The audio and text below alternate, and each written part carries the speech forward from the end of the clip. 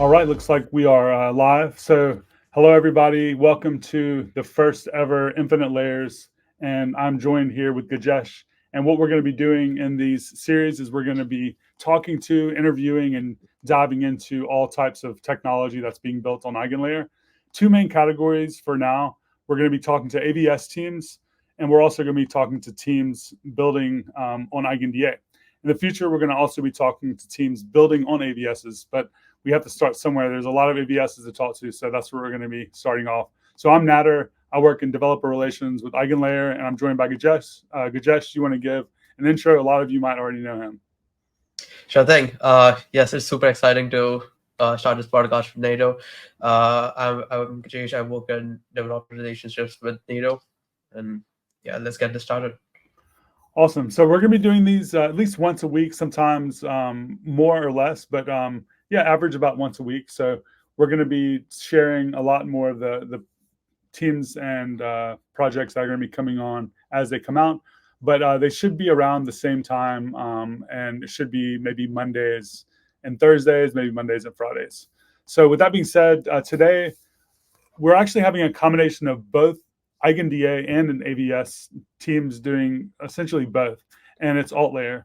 So I'm not going to introduce what AltLayer is. Instead, we actually have two folks from AltLayer, and instead of me introduce them, I will let them go ahead and introduce themselves. So go ahead and introduce yourselves, and then tell us a little bit about AltLayer. Yeah, hi everyone. YQ here, founder of AltLayer. So a little bit about myself. I started doing research back in 2012, mainly on consensus protocols, and later working on the sharding protocols, and later on sort of on the research for these app chains like Cosmos and Polkadot. So back in 2021, we started AltLayer. Basically, we want to bring in all the scaling solutions around Rollup to really empower and scale all different applications. Yeah, so later on, I believe Amory will share more about AltLayer and also all the stuff we are providing at this moment. Yeah, thank you very much for inviting us, by the way. Great to be here. My name is Amrit Kumar. I handle operations, and which basically includes all sorts of things. But I do have similar background to Yauchi. I come from academia. I did my PhD in computer science. My journey to crypto was interesting because when I was doing my PhD, I wanted to work in crypto, but my funding came from a certain source, and that source kind of prohibited me to work on different projects. But when I was finishing my PhD, I felt I should go and work in crypto. And funnily, when I went to join the same lab where Yauchi was finishing his PhD, I was told there was nothing interesting to do anymore in crypto anymore. I was too late to the party. I persisted, and then my crypto journey began. So yeah, I was previously working at Zilliqa, was the person there, was also the chief science officer, was designing new languages, smart contract languages, and other things. And then in 2021, I joined Yauchi in building AltLayer. Okay, awesome. So what is AltLayer? Okay, so I'll give you a 1 or 2 line intro, and then we have a slight presentation prep, so we can talk you through that. So at a high level, when we started 2021, our thesis was that app chains like Cosmos or Polkadot-based chains are great, but they could be better, simply because it's quite expensive to bootstrap a network like Cosmos, right? You have to find validators, you have to incentivize them, and so on and so forth, right? And also, it's complex to build because imagine you want to use Cosmos SDK. It does abstract away all the consensus part and everything else, so it makes life somewhat easier. But still, developers have to go and code the entire business logic in the SDK, which is not ideal. And so we felt like, hey, Optimism and Arbitrum were by then. They were doing about, I think, 30K, 40K, maybe 60K transaction days. So they were early days of Optimism and Arbitrum at that time. We felt like maybe if you take Optimism Arbitrum and launch that in an app-specific context, that could be much better compared to app chains. So basically, the idea was app rollups could be a better alternative to app chains in certain contexts. So that was our initial thesis. And then we actually built, and Yauchi can tell more about this, we actually started to build a stack of our own. So this was prior to OP stack. So we built our own stack with the idea that people can take the stack and spin up their own OP stack style, Optimism style chains. But then when OP-Stack came into existence, of course, we deprecated that, and then we went on all in into OP-Stack and some of the other stacks that were developed. So this is where we started the RAS service. We started off building and making it easier for people to deploy rollups. So imagine you're an app builder, you would come to us, and we would run the sequencer, RPC endpoints, and everything that comes with it. And so that you, as a developer, you'd focus on your core expertise, which is, let's say, app development or game development, whatever you have. And then we would manage all the infra side. And over the last 8 months or so, we have been building a new framework that we call Restaked Rollups. Hello? So basically, Restaked rollups are kind of the thing that you all almost invented, or you're like the first one to coin that term. Can you tell us about what Restaked rollups are, or do you want to dive into the presentation and then we can kind of go from there? Actually, do you want to say quick words before I dive in? Yeah, so a little bit like background or the story behind the scenes. So I actually Suram and I, we were close friends like 3 years ago.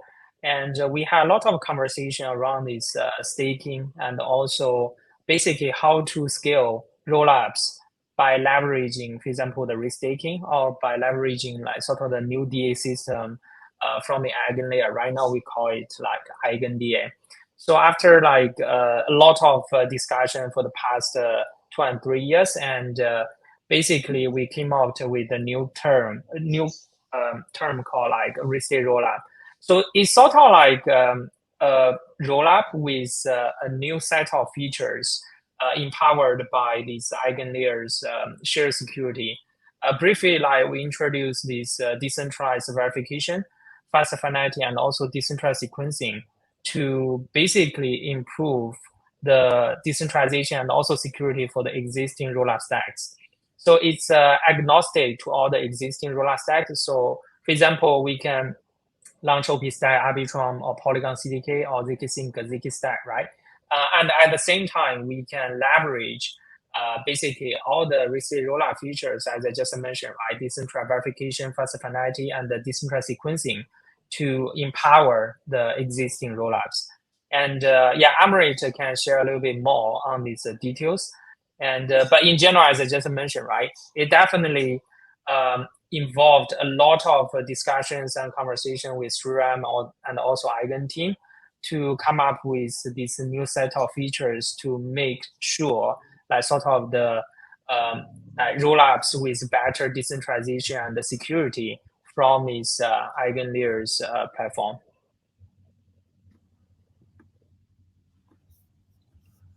So do you want to go ahead and kick off the presentation? Yeah, let's do that. Okay, awesome. And then we'll do some Q&A after that. So I'll go ahead and just, I guess, set you up here. Yeah, perfect. Well, thank you. So I think we were mentioning this for several times, right? So basically the idea or high-level understanding of restaked rollups is, this is where rollups meet EigenLayers restaking mechanism at a very high level. This is what it means. And so why we do this, right? Because we believe that rollups are here to stay and in many different forms, right? Execution layer, by the way, is the first thing that has come out of Ethereum. Before EigenDA, before Celestia, before any of the other modular components came out, so, execution layer was the first one. We saw Arbitrum, Optimism, and other things coming out first of Ethereum, right? And so rollup stacks then got launched, and they started this idea that you can actually deploy rollups. It should be as easy as deploying contracts. We have seen that through OP-Stack. Literally, you have to deploy a bunch of contracts and you have a rollup up and ready.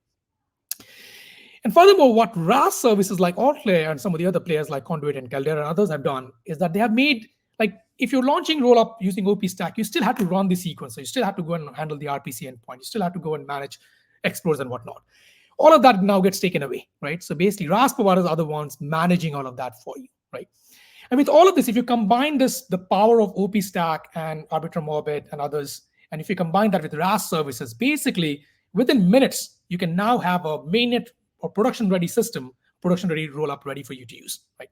So that's the power of rollups as a smart contract in this world. So we believe personally that by I think around 2024, we would have at least 1,000 rollups live and running in different shape and forms. And by the way, across different execution layers. So you could have, for example, you could have BVM rollups, you could have, I don't know, Solana-based rollups or Move-based rollups and whatnot. We ourselves manage about 40 odd rollups already, right, across different stacks and different DLAs. So now what happens when you have thousands of rollups like this, right? The thing is, many of these rollups operate, or I would say most, if not all of these rollups operate with a single sequencer, right? It's not a security issue, but it does have sort of temporary liveness issues, right? Because the sequencer may go down, and yes, you could still send transactions through the L1. It's not ideal because there are certain caveats around this. For example, you have to wait for a certain while before you can actually push your transaction through the L1. When you use, let's say, Optimism, Arbitrum, any of the established L2s, those L2s are being run by a sequencer that's somewhat trusted in the sense that it's run by the foundation or any party that's behind Optimism or Arbitrum or any of the likes. Right?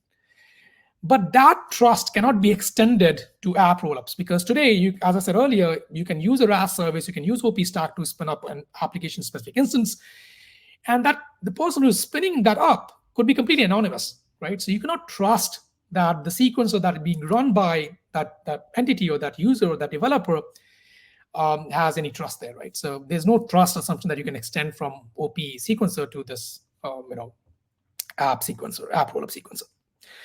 The other problem is that, in particular, if you're using, let's say, Optimism-based rollups, you have this notion of validators or verifiers, right? So basically, what they do is they take a look at they take transactions from the sequencer and they execute them and they commit a state, right, generated from that set of transactions. But who validates that this set of transactions and this corresponding state actually is valid, right? So you need these verifiers. In Arbitrum, they call it validators. So you need these validators and verifiers to actually check whether the resulting state is indeed correct, and if not, you can go and challenge them, right? Now, in case of Arbitrum, Optimism, or the other established chains, you have somewhat trust assumption you're making behind the whitelisted set of operators that are running this, right? But you can't do that. You cannot extend that to this long tail of app chains that can come up in this 1,000 of rollups world, right? And so the idea is you should have some sort of a decentralized network that ensures that the rollup and the state of that rollup is actually valid, and anyone can come and participate in that. So these are kind of different issues that comes up when you have a world where you have thousands of more rollups, app rollups in particular. And so this is we try to address them through this framework that we call Restaked rollup. Just to be clarified, it's not a new rollup stack in the sense that it's not like OP Stack, Arbitrum, or Restaked. It's not that. It's also not a rollup on its own. So unlike you could say, oh, this is optimistic rollup, it's not a rollup in the sense that it's not a chain on its own, right? So what it is basically a framework that takes a rollup stack. So let's say OP Stack or Arbitrum Orbit, and brings the benefits of EigenLayer's restaking mechanism to that rollup in different ways. So there are three things that basically the Restaked rollup offers you. So one is better decentralization. So imagine if you want to have decentralized sequences, you could have that with OP Stack and EigenLayer's restaking mechanism. You can get better security and liveness in that sense. And third, you could have faster finality through economic security. Okay. So let me get into these things. What are the benefits and how it works? So Restaked rollups basically comes in the form of 3 different AVSs, and these AVSs are attached to each rollup. So one rollup that wants to convert or become a Restaked rollup will have 3 AVSs eventually, right? The first one, which is the one that we are focusing on at the moment, is Mark. And by the way, there are 2 Mark AVSs currently live on EigenLayer mainnet. And Mark is an AVS that serves fast and offers fast finality to rollups. Now, why do I talk about fast finality, right? Because if you take optimistic, by the way, any rollup for that matter, you have to send transaction data, or at least at the bare minimum, some state or some pointer on Ethereum, right? And you have to wait for that pointer to be finalized on Ethereum. And today, because Ethereum does not offer you single sort finality, you have to wait for at least 12 to 13 minutes for that transaction to be finalized. And that's not ideal, right? Because what happens because of that is people don't wait for that long. So people end up relying on whatever sequencer tells you, right? So for example, sequencer says, hey, here is the transaction, and potentially here's the state, and here's my pinky promise that we will do, and I will do everything that's needed on Ethereum properly, and take my word for it. And that's not good because sequencer can, again, in the application-specific context, you don't trust the sequencer at all, right? Because it's not run by OP Foundation, it's not run by Arbitrum Foundation, right? And so what you need is some sort of economic guarantee. that is stronger than the guarantee that sequencer gives you, but also faster than what Ethereum offers you, right? Because Ethereum is quite slow, but it gives you strong guarantees. So this is what Mark gives you. Mark gives you a guarantee that's somewhat between your sequencer and Ethereum, essentially, but with economic finality. And Vital is a network that basically is a network of challenges. So imagine when you are building optimistic rollup, you want to have these nodes that check whether the node that has executed and produced the new state, that state is actually valid or not. So you need to be able to have enough nodes to be able to do that. So that's basically what Vital does. And finally, Squad is a network or AVS that offers you decentralized sequencing. Okay, so at a high level, these are the three different AVSs that is under the umbrella of Restaked rollups. So as I said, Mark is the one that we are focusing on at the moment. We are the one building this at the moment. So that's kind of the hottest part. In the coming months, we'll start releasing some of the other AVSs as well. So let me focus on Mark. So as I said, you get guarantees or absolute guarantee from Ethereum, but it's quite slow. But it comes with economic backing that Ethereum brings. On the other hand, you have this backing that comes from sequencer, but there's no economic backing there. Basically, literally, the sequencer can say anything, and they're not obliged to abide by that promise. But it's very fast, right? Sequencer can see transactions, bundles up in a block, and tells you, okay, now this transaction is almost finalized, or here's a pre-confirmation for my transaction. And so the idea behind, by the way, this slide is the one taken from actually Eigen, one of the Eigen blog posts, by the way. And so Eigen, what we try to do with Mark is bring Eigen's restaking mechanism. So you will have a bunch of nodes that will check whether the rollup state is valid. And then they will give you attestation that, hey, this state looks good to us, so you can consider to be somewhat final, right? And the economic finality. Sorry? I said you could. That's essentially just a form of soft finality. Exactly, it's still soft finality, but it comes with economic guarantees. That's the thing. So sequencer also gives you soft finality, but there's no economic backing behind it, and that's kind of what EigenLayer brings around the table. Good analogy. Okay, good. So basically, the way it works at a high level is the sequencer takes your transactions, batches them, and potentially produces. By the way, I'm merging here sequencer and the node that executes transactions and produces a state. So that node will take your transactions, produces the state, and passes it down to the Mark network. And the Mark network, basically an AVS of a bunch of nodes, they will check whether this node or this set of transactions and this state looks valid to them. And they would then attest. They would basically sign that, hey, I have seen this set of transactions and they look good to me. And if you run those transactions yourself, and you'd get the state that the sequencer claims to be the new state. And then the data goes back to Ethereum. So you are still getting all the benefits of Ethereum, but in this middleware network, middleware AVS gives you economic guarantee that, hey, this transaction, this block produced by the rollup node is good and valid. So there are several benefits of Mark. One, obviously, is the faster finality. So you don't have to wait for Ethereum's 13 minutes or 12 minutes of finality. You can actually get a finality quite quickly. This is quite interesting for people, let's say, building games, right? Imagine building a game on your own chain. You want to make sure that you can move your game logic quite quickly. You don't want to wait for Ethereum's finality for that. And so this fast finality can happen in seconds. This also potentially allows you to have interoperability across rollups, right? So you could imagine having, let's say, a rollup that has its own MAC, and this, let's say, if this MAC is shared with another rollup, then basically this MAC would say, hey, I have seen that this rollup A is doing things correctly, and let's say your assets have indeed been locked on this rollup, and now this message can go to rollup B, and rollup B say, okay, now that MAC has approved it, I can go and mint a corresponding asset on this new rollup, right? So it allows you to have interoperability as well.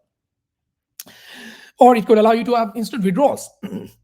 So you could imagine having a liquidity-based bridge that relies on MAC for confirmation. So MAC would say, okay, hey, yes, indeed, this has been, this person on a rollup A wants to withdraw.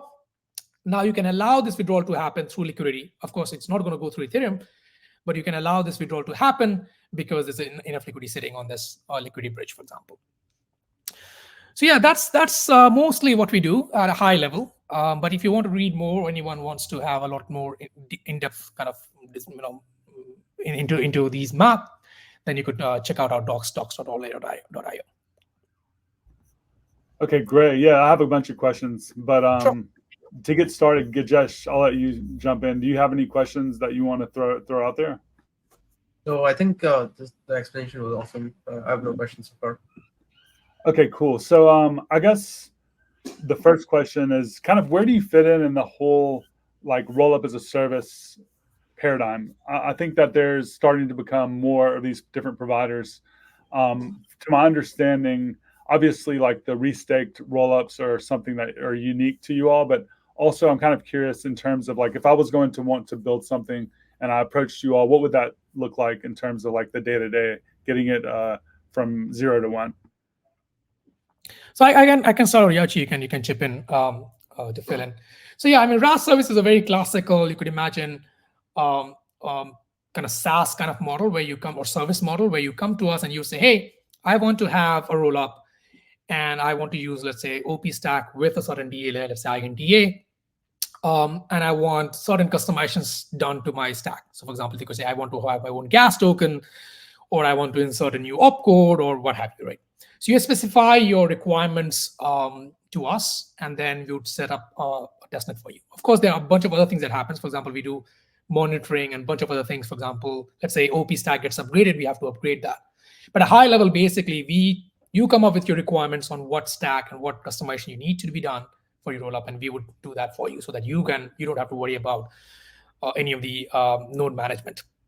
The other thing that as a RaaS service we do is, imagine you have your rollup, but you want to have, let's say, let's say an Oracle service integrated in your chain. Right? If you were to go and do that or get an Oracle party interested in supporting your chain, you have to do a lot of BD effort, right? Go and talk to them, maybe potentially pay some money. And all of that gets handled by our side because we have a host of service providers that we speak with, third-party service providers, and we can hook you up quite quickly with them. So that's what we do as a RaaS. So I want to chip in a little bit, sort of, apart from like this, as I already mentioned, right? Even the RaaS is not that old. It's just came out probably just for 1 year. We call it classical service. But still, apart from that, right? On our side, because most of our team members came from this academic background, so we are quite strong in the doing research and also the new technology innovation stuff. So, for example, we are contributing a lot of code to different rollup stacks, and right, we're also doing this integration for InDA, for OP, Arbitrum, and also this CDK, and so that's sort of like on technical front, that's something we're quite good at. So basically, because the code, the implementation or integration originally from us, right? When we serve this team, typically we know if there's something wrong or if there's a new upgrade, we can make sure like we always provide the latest upgrade and the latest release for sort of the customers and partners.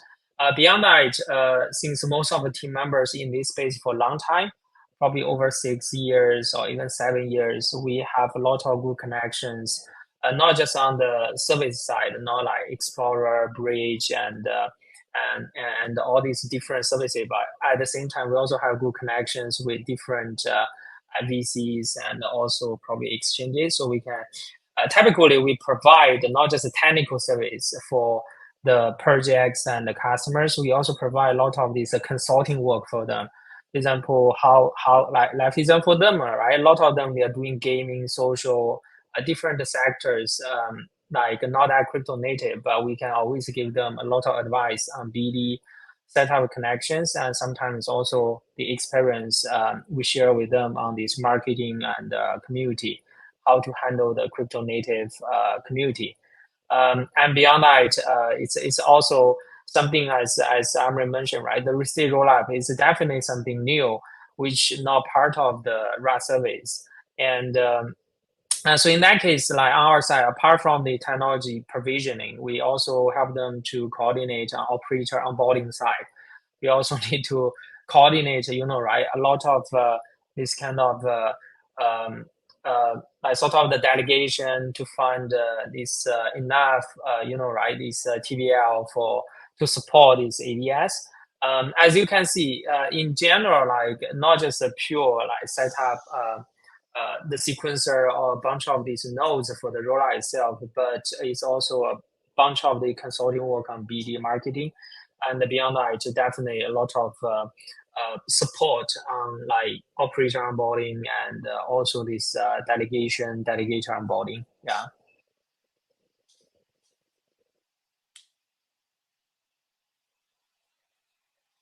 Gajesh, did you want to chime in? I think.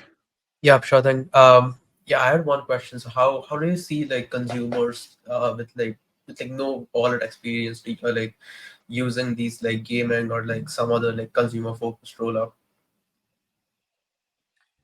Yeah, it's a really good question. Like for the past 2 years, we collaborated with a lot of these gaming companies. Like two of them are quite big. One is called Double Jump. They are holding a lot of IPs from Sega, Bandai, Ubisoft. Like the second one is Exterior. We just launched the Restaked rollup for them. They are backed by FunPlus and also Binance. So for them, right, as you just asked, like typical the requirements and requests from them are quite different. For most of these gaming companies or project, what they need is a really super fast rollout. Basically, if it's a 2 second, I think that's the maximum like sort of block time for them. Most of them they really want like sub-second. And sometimes, as you mentioned, right, for consumer, they also want these account abstractions natively for their users. Either they want zero gas, or even there's a gas, it should be super low, less than like 1 cent or something. And at the same time, with account abstraction, basically they will subsidize the cost for the users. So these are like sort of very special requests compared to the traditional like general purpose L2s, right? As well know, like either for OP Midnight or Arbitrum One, typically the customers we serve for these like sort of general purpose rollout, right? They are like sort of crypto native users. We do trading on DeFi protocols, and we also interact with different like sort of these applications, native crypto applications on the chains. But for gaming, these kind of app rollups, what they want is sort of like a super fast shared platform for the users. So they will handle the account abstraction, and at the same time, they want the performance super good and probably better sub-second latency, and if possible, then make it zero gas. So in that case, as you can see, right, the experience for the users or for the players is quite different from our crypto native users. We can wait for a few minutes just for confirmation, but for the players, they want something instantly. Like they can't wait for over like 1 second or 2 seconds. So that's something when we provide like sort of the rollups or research rollup for the gaming projects, especially they come from these Web2 background. So what they need is definitely different from the crypto native projects. But at the same time, I feel like I also read blogs from Nader for some time. I feel like we are at the tipping point. Right now, for infrastructure, we can make it super fast and super scalable. And like probably in the next few years, we can see the convergence between these crypto native infrastructure and also the Web2 applications. We can probably find some sweet spot between. I mean, not just like we right now, right? As most of the crypto native project, we sort of like assume the users can wait for long period of time for finality. But at the same time, for Web2 users, right, the user experience or the request is completely different from the current infrastructure we can provide. So that's something like sort of the experience we learned for the past 2 years, providing the support and also the rollout for the gaming rollouts. Yeah.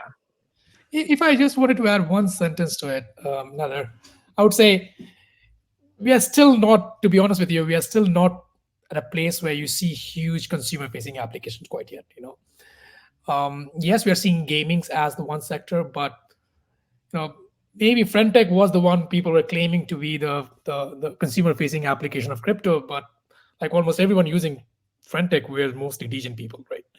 So I would say the real consumer-facing application in the sense that the way you and my mother or your father uses, let's say, Google Map or whatever, Uber, it's not there yet, right? So I think it's also, we have to blame infra as well. The infra is still in a stage where, in order to build a truly consumer-facing application where blockchain completely abstracts away, where people don't even see and feel that there's a blockchain behind it, we're still not quite there yet. I think it will take a little more experiments for us to get there. Yeah, I think we're getting there. I mean, I would also point out that Farcaster ecosystem has some really high quality apps, and they are more accessible than something like FinTech that costs money to even sign up. Also, Lens Protocol, and I think Social is a big one there, because like Social has 5 billion users and touches on so many use cases. So like when you build something like GitHub, you don't think of it as a social app, but in reality, it has social features where you have a profile and you follow people and things like that. So, yeah, I think I would definitely throw in there social use cases because they have very similar qualities to gaming in terms of um, speed. You want gasless, free transactions, and you often want all of that abstracted away.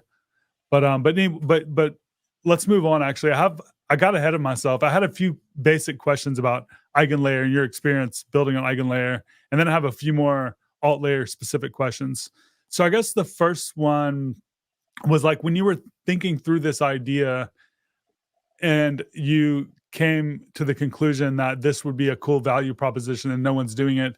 Was it before EigenLayer was at the top of your mind, or was it based on your understanding of how EigenLayer like functions and enables specific things? I guess the question is like, was this something you wanted to build before EigenLayer existed already, or is this something that kind of was an idea based on what was enabled through EigenLayer? So I can share a little bit, like sort of the story about it. It's like since we started to do AltLayer, right, back in 2021, as Amr mentioned, right, we have our own stack, and at that time, um, we're also trying to build some decentralized verification network, like sort of natively for all the rollups or the application rollup we spin off. Sort of like at that time we call that layer it's called a beacon layer, and if you still can find some old documentation from our old website, you can still find this information or the blog posts about it. So the beacon layer is basically used for decentralized verification, decentralized sequencing, and also faster finality. And after that, right, I had a lot of calls and conversation with Sriram, and basically at that time, because like most of the feature for EigenLayer, as you mentioned, right, were not there yet. But we already started a lot of conversation. Probably we can move this beacon layer into sort of ABS of the EigenLayer. That was a discussion around 2022. And then in 2023, so we can see, okay, Eigen can really have something working, right? And concretely, especially inside our team, we had a lot of discussion like how to really sort of migrate this beacon layer as a separate like sort of a network into something with Eigen layer. Because you know, right, all the benefits of Eigen layer, like shared security and also much easier to bootstrap a network. There's so many benefits, advantages. And then until like sort of around this last time, I think last year, Token 2049 in Singapore, I had another conversation with Ram. After that, it's Dev Connect in Istanbul. And then we had like a few hour conversation at night, and then we figure out, okay, it's the right timing to basically we convert like sort of the beacon layer into something, as we mentioned, right? This Restaked rollup concept. That how really like sort of we have this concept at the beginning. It's already for decentralized verification, fast finality, and decentralized sequencing. But it's really about like the implementation. Either we can make it a separate network, right? We can make it a post network, use our token to secure the network, or we can leverage like sort of the existing security from the Ethereum, from the EigenLayer platform to build a bunch of ABS to basically achieve the goal. It's the same goal, but at the same, but as you can see, right, it's a different implementation, and but the security level and decentralization definitely much better with EigenLayer. So that's why. So since last year we start to build this Restaked rollup, and the main goal is still to achieve the decentralization and the security to see for all the different rollup stacks. It's just like as I just mentioned, right? The Eigen is super powerful, And we sort of like figure out like, okay, all the components and the features we can really build natively on top of it EigenLayer. Yeah.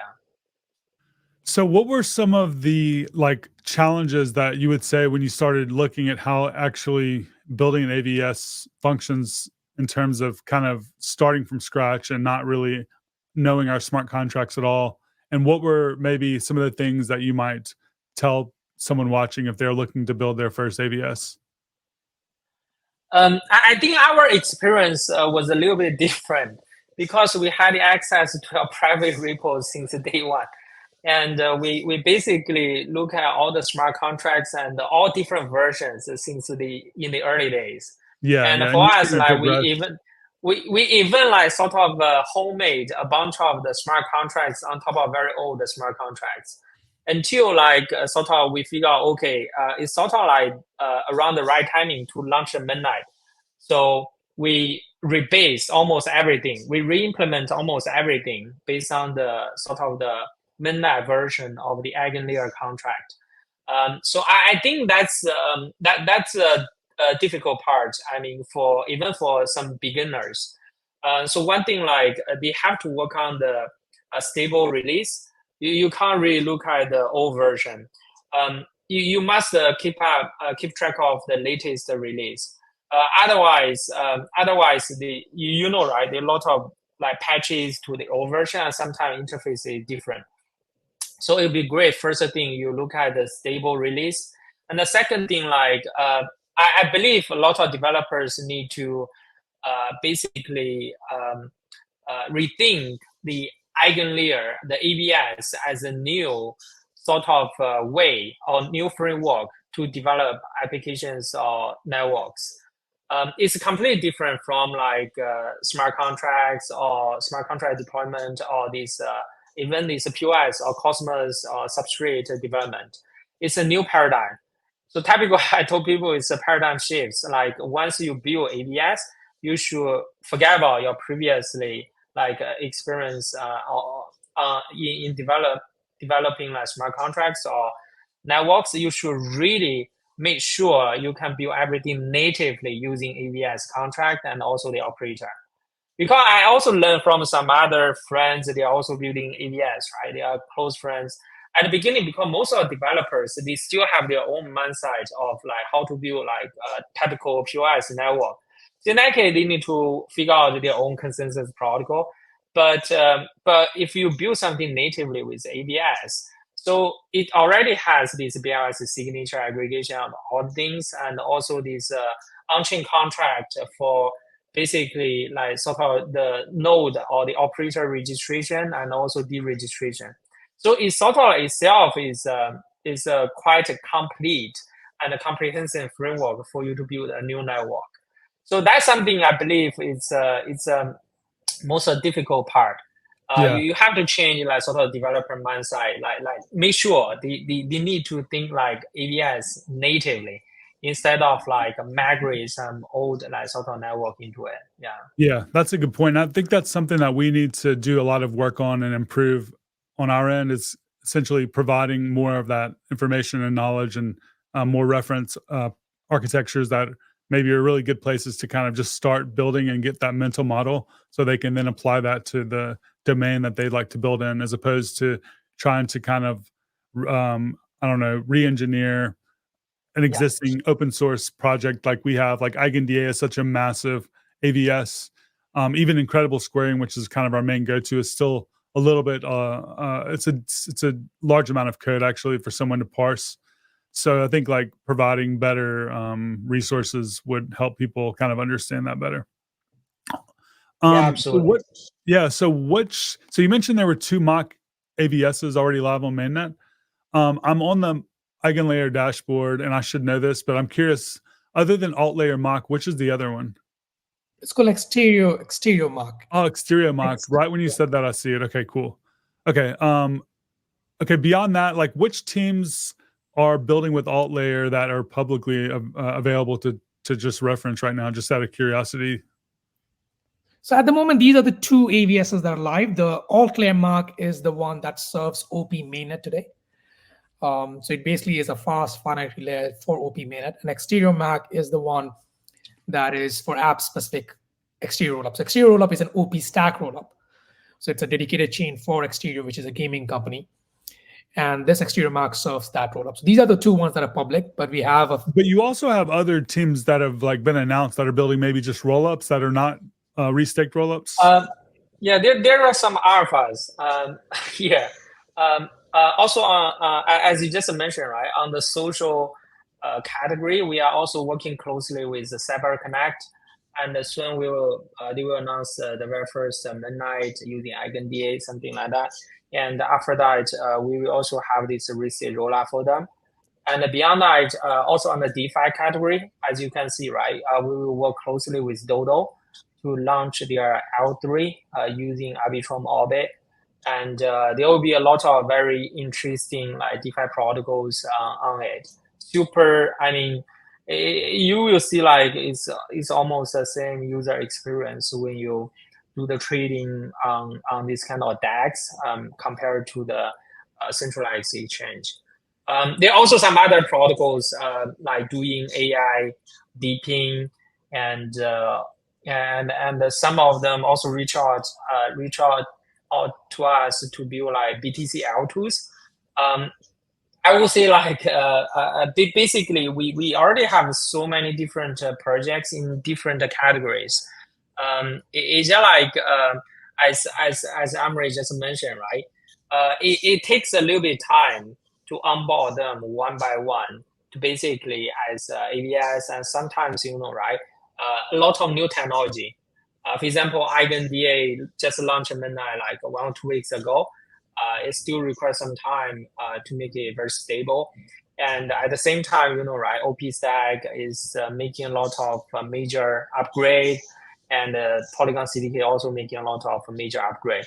So the thing is like in this space, right, I feel like right now every project is super active, and either in this rollup stack space, everyone is competing against each other just to make new updates and new progress. And today, right, the Arbitrum announced that they will also have some major like breakthrough on their like sort of stylus. So later they may support multiple VMs.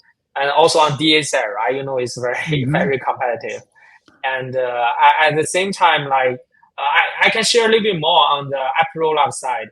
So basically, so at this stage, right, there are a lot of applications. They have a lot of users, typically like over like 1 million users. So that's why they need rollup. If they put the application on general purpose L2, right, or L1, definitely the users will suffer on these sort of gas cost and also the throughput. I mean, the best analogy is kind of like if you look at a traditional Web2 application, it's using its own database. It would be insane to kind of assume that it would share a database or a server infrastructure with like another application. And these apps are having millions of users, tens of millions of users. But yeah, in the shared networks, you're kind of sharing compute and block space and everything with not only the other users of your application, but all of the users of every other application. So basically, I think one other application to become super big to basically damage or ruin your user experience, right? Yeah, it's happened a lot too, right? I mean, I've seen that time you have and again. one like an NFT mint happens, and then everyone that's ever deployed to that application suffers, and all of their users.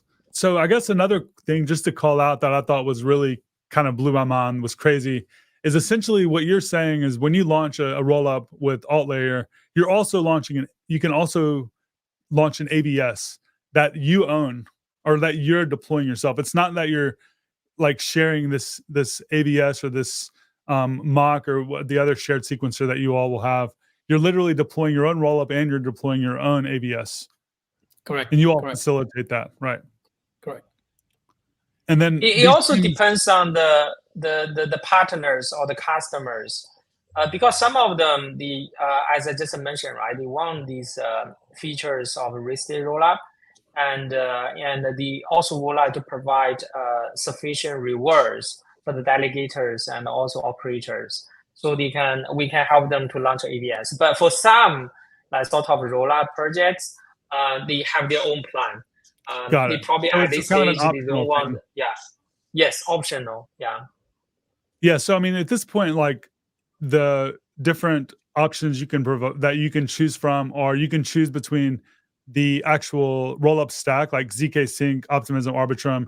You can choose your like sequencer. You can choose, I guess, your Oracle and all of those things, block explorers, and now I guess the finality layer is like an option that you can choose along with what else? What else is there? I guess there's a lot of like ways that you can piece these things together. Yeah, so there are n number of choices at each stack, right? So you have a stack at the, let's say, the DA layer, you have a choice at the execution layer, and now you have a choice at the AVS layer. Again, all the three components that we mentioned, Squad, Mac, and they are again a modular in the sense that you can pick and choose which one you like. So you could still use, let's say, Espresso or any of the shared sequencers and use Mac as your fast finality layer, for instance. So yeah, it's all modular in the sense that you can pick and choose which one you like.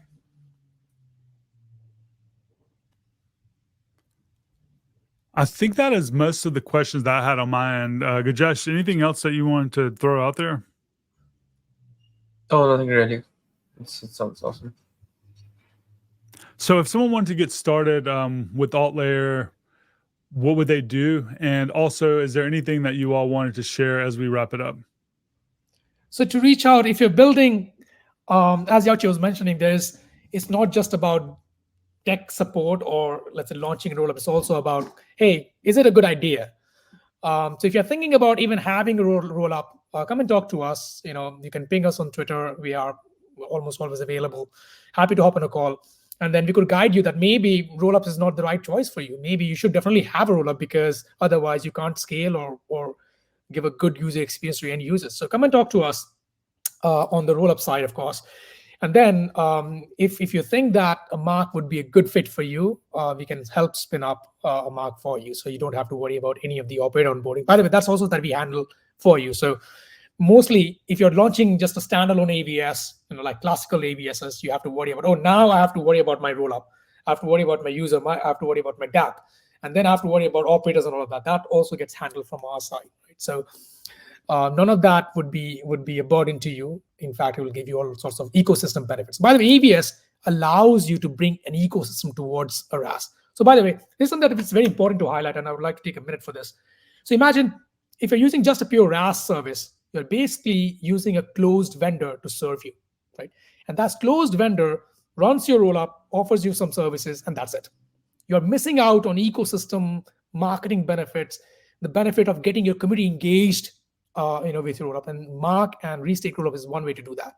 But it opens up the entire system to everyone else that may have, let's say, Steve, that may have Ether lying around. They can come and secure your rollup, and you can have a community built up quite quickly, which you won't have in a closed vendor locked system like classical RAS. Okay. Yeah, well, for me, go ahead. Yeah, I just want to mention, like, I feel like we are at the tipping point. So we are building infrastructure and the infrastructure of infrastructure. And at the same time, like not just ourselves, we are also working with a lot of partners to look for like basically all the future application, the crypto native applications can really have a million of users. So in that case, right, we can really bring the crypto to the mainstream. So that's something like basically the vision behind AltLayer. So we want to scale the infrastructure. The end goal that we also want to scale the application. So in the end, we can bring the sort of the blockchain to mainstream. Yeah. Yeah, I'm really excited about the application layer. That's kind of the main thing that I've worked on most of my career. But really, the intersection, I guess, of backend or in this case protocol and front end is especially exciting. But yeah, you have to have one before you can have the other. But yeah, this has been really great. I appreciate your time coming on, and we will be, like I mentioned, having a lot more of these. But also, if you missed the beginning of this, we're going to be uploading everything to YouTube. So we're going to have an Infinite Layers YouTube playlist with all of the videos from all of the interviews that we're going to have. So keep an eye out for updates when we do that and share that and have more announcements for new guests in the future. So yeah, that's it. That ends this interview. So thanks again for coming on, and thanks for watching, and we will see you next time. Thank you very much. Yeah. Thank you, everyone. See you next time.